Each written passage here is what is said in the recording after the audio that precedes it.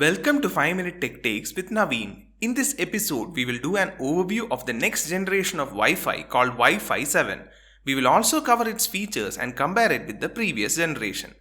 Wi-Fi 6 and Wi-Fi 6E are not very prevalent yet, and already the next generation of Wi-Fi is here. Also known as 802.11be, Extremely High Throughput, or just 802.11be, promises mainly three things: extreme speeds, large bandwidth, ultra low latency performance.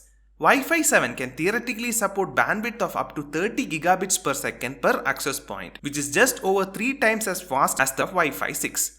The most show-stopping feature of Wi-Fi 7 is that it can make wired Ethernet connections obsolete for a certain class of both home users and professionals. Currently, commonly available wired Ethernet technology maxes out at 10 gigabits per second.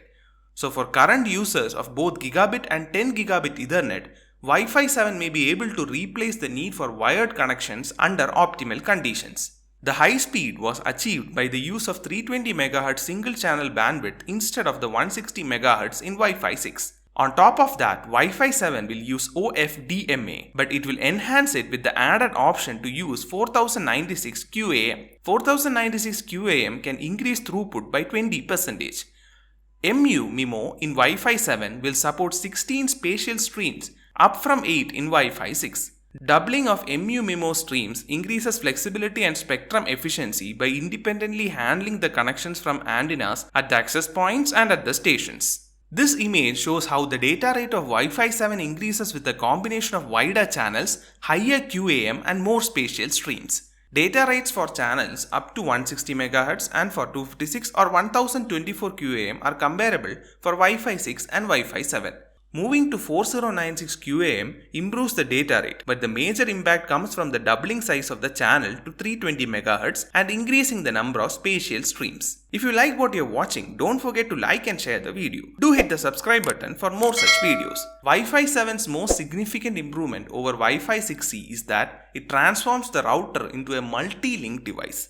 Put another way, the days of manually configuring a device to be on a 2.4 GHz or 5 GHz network appear to be over. Wi-Fi 7 will simply choose which frequency band has the lowest congestion and send the data over that channel. Wi-Fi 7 even supports a more beefed up variant of the multi-link feature, high band simultaneous multi-link. With it, all bands are used simultaneously to blast data across all available radio frequencies. For example, a 320 MHz effective channel can be created by combining two 160 MHz channels in the high bands. This makes it possible to deliver the extremely high throughput promise of Wi-Fi 7 even without the 6 GHz spectrum allocation. Another major advantage of Wi-Fi 7 is that it can intelligently pick channels, thus significantly reducing wireless latency or lag. This will be perfect for gaming or for AR/VR products, which demands latency-free video to prevent vertigo. We don't know how this will play out, but in a world moving towards cloud gaming and VR, reduced latency may be the most significant addition of all.